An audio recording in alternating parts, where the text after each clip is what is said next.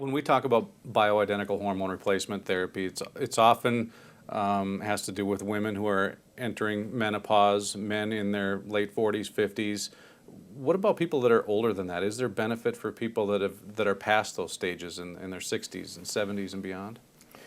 Well, this is one of my favorite topics in the world of bioidenticals, and for the very reason that you mentioned. And any physician that has, as I do, elderly parents and in-laws, well, this is how I discovered it, is in a relative of mine that was in her late 80s.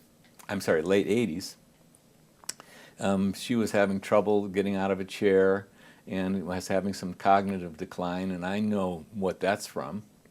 I mean, cognitive decline, this is a big subject. It is not a simple subject. But one of the well-known possibilities of cognitive decline is loss of estrogen. And so I administered her estrogen, and to her husband's absolute delight and gratitude, she reeled back from the severe cognitive decline. She got about 80% of her function back. That was my introduction. And then my mother-in-law, who is just a delightful elderly woman, but she had a total hysterectomy at the age of 30. She had three myocardial infarcts over the course of her lifetime. She had a triple bypass. And by the time I met her, she couldn't get out of a chair very well. She got up very feebly. And of course, one day she was standing in her kitchen and she went to turn, and she lost her balance.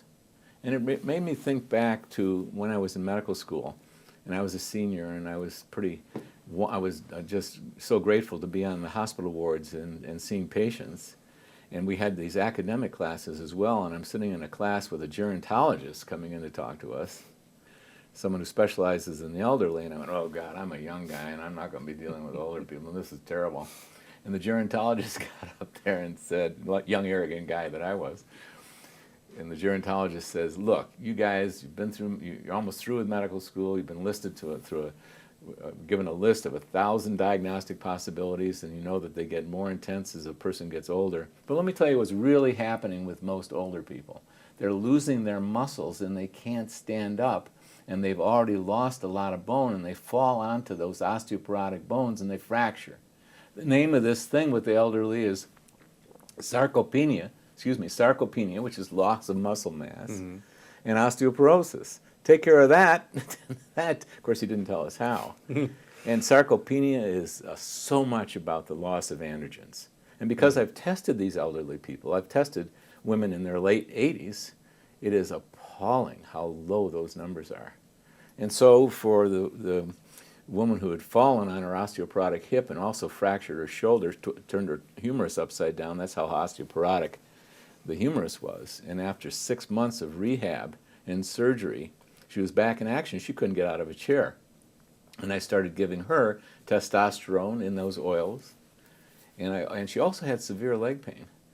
And, this was a mystery to me, but especially when she would try to go to sleep at night, and this is well known, a lot of people have it.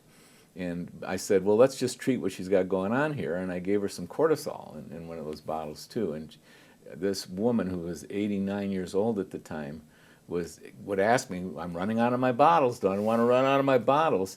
And then I have her on video getting out of a chair, doing this. She had this big smile on her face, and she's doing this with no hands. And she puts her hands out like this because after doing about 6 months of testosterone and cortisol, she could do that. So, oh gosh, the elderly, they get into these problems from diminished hormones. They lose their energy, they lose their strength, and they lose their mind, and they lose their memory. And so we developed this elder formula, we call it, elder woman's formula. And it's got estrogen, it's got bias, progesterone, testosterone, DHEA, cortisol, and melatonin. And I think, I have never put together a combination of hormones. I find you have to titrate them dosages independently, and so it's hard to come up with a combination to do really good work that's verifiable by 24-hour urine hormone testing. But in the elderly, the most you can ask of them is one pump. That's what we put them in a pump bottle, 1 pump a day onto their forearms. It's got all of them in there. And it's, it's a fairly radical approach, but, risk-benefit-wise and the benefit of it. So we're doing a study right now to do the testing and do the but we're already administering what we call elder woman formula to the elderly. We'll see how good a guess I made at the several different dosages in there, but it's power packed.